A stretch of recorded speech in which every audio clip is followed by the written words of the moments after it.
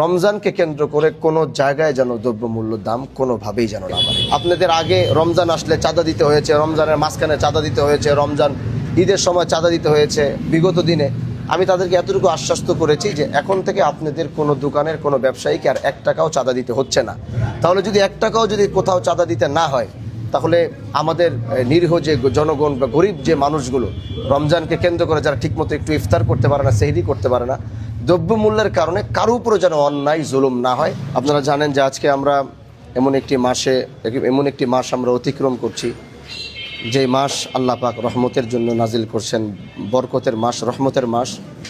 এবং এই মাসটাতে আপনারা খেয়াল করবেন যে এই মাসে পৃথিবীর প্রতিটা প্রান্তের, প্রতিটা জায়গায়, প্রতিটা দেশে, সেটা মুসলিম দেশ হোক, সেটা অমুসলিম দেশ হোক, রমজানকে কেন্দ্র করে প্রত্যেকটা দেশে সব জায়গায় দোকানে আপনারা দেখবেন যে ওখানে আপনার দ্রব্যমূল্যের দামটা তারা নিয়ন্ত্রণে রাখে এবং কমিয়ে দেয় রমজানকে কেন্দ্র করে।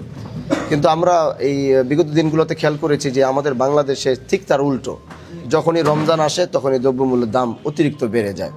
তো আজকে আমি এখানে আসলাম, আসার পরে আমাদের বণিক সমিতি, শিবচর বণিক সমিতির যারা দায়িত্বশীল আছেন তাদেরকে আজকে তাদের সাথে এখানে একটা মিটিং করলাম এবং তাদের সাথে কুশল বিনিময় করলাম, কথা বললাম এবং তাদেরকে বললাম যে আমাদের এই শিবচর বাজারের প্রত্যেকটা দোকান থেকে এখন যেন রমজানকে কেন্দ্র করে কোনো ধরনের জিনিসের বা কোনো দ্রব্যমূল্য, যেমন আপনার মুড়ি, আপনার ছোলা, বেসন থেকে শুরু করে রমজানের কেন্দ্র করে যে জিনিসগুলো বেশি প্রয়োজনীয়তার জিনিস, সেগুলো কোনোভাবে যেন দাম না বাড়ে।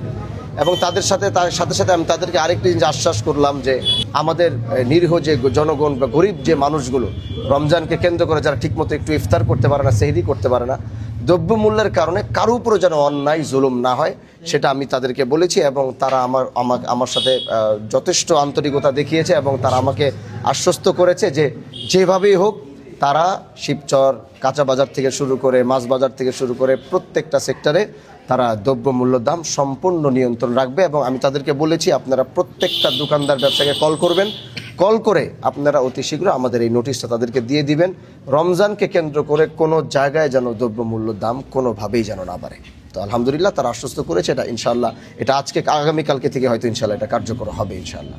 আমরা গত রমজানে যেমন দেখতে পেয়েছি যে যেই সরকার ছিল সেই সময় দ্রব্যমূল্যের দামটা নিয়ন্ত্রণে ছিল, কিন্তু আমরা গত 2-1 দিন যেটা দেখলাম যে আবারও পুরানো রূপে ফিরে যাচ্ছে। এটার ব্যাপারে আপনার কোনো দেখেন, আমি বলি আগের পুরনো রূপে ফিরে যাওয়ার কোনো সুযোগই আমরা দিতে চাই না, কারণ আমরা এই জিনিসগুলো থেকে মুক্তি পেয়েছি ভাই।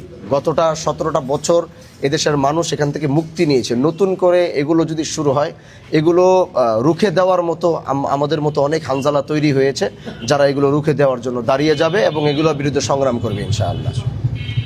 ভাই, আমি যদি এর সাথে একটু যোগ করি যে এই দ্রব্যমূল্য নিয়ন্ত্রণের জন্য আজকে যে সংবাদ সম্মেলন, আসলে দ্রব্যমূল্য নিয়ন্ত্রণ করার জন্য আপনাদের কি পরিকল্পনা আছে? নিয়মিত কি মোবাইল কোর্ট পরিচালনা করবেন কিনা, এবং যাতে একটা পণ্য, যে একটু আগে আমরা শুনলাম চাষা বললেন যে 15 টাকা কিনে 35 টাকা বিক্রি, আসলে এই বিষয়টা দিয়ে নিয়ন্ত্রণ আপনারা কিভাবে করবেন, সেই পরিকল্পনাটা কি? আমরা অলরেডি, আমি নির্বাচিত হওয়ার পরে এখনও আমরা টিওনো সাহেবের সাথে বসতে পারিনি, আমাদের একটা ডেট ফিক্সড হয়েছে আলহামদুলিল্লাহ। এবং ওখানে আমাদের এই প্রশাসনিক এবং যারা সরকারের দায়িত্বশীল আছেন তাদের সাথে আমার 2-1 ভিতরে একটা মিটিং হবে এবং তারপরে আমরা প্রশাসনের সাথে একটা মিটিং করব। তো আমার যে বার্তাটি ব্যবসায়ীদেরকে দেওয়ার সেটা তো আমি দিয়ে দিয়েছি, এবং মোবাইল কোর্ট তো থাকবে, প্রশাসন তৎপর থাকবে। তার সাথে সাথে মানে আমি একজন নির্বাচিত যদি এমপি নিজেকে বলি, তাহলে আমি নিজেও মাঠ পর্যায়ে থাকবো ইনশাআল্লাহ। এটা শুধু ওই প্রশাসনের কাজ না যে তাদের উপর আমি ছেড়ে দিব এবং এটা প্রশাসনের ছেড়ে দিলাম আর আমি আমার মতো করে সারাদিন বসে খোঁজখবর বিষয়টা আমি নিজে ইনশাআল্লাহ আমার তৎপরতা, আমি নিজে মাঠে থাকব, ময়দানে থাকব, কোথায় কিভাবে কি বিক্রি হচ্ছে এটার খোঁজখবর আমি হানজালা নিজে গিয়েও নিব ইনশাআল্লাহ।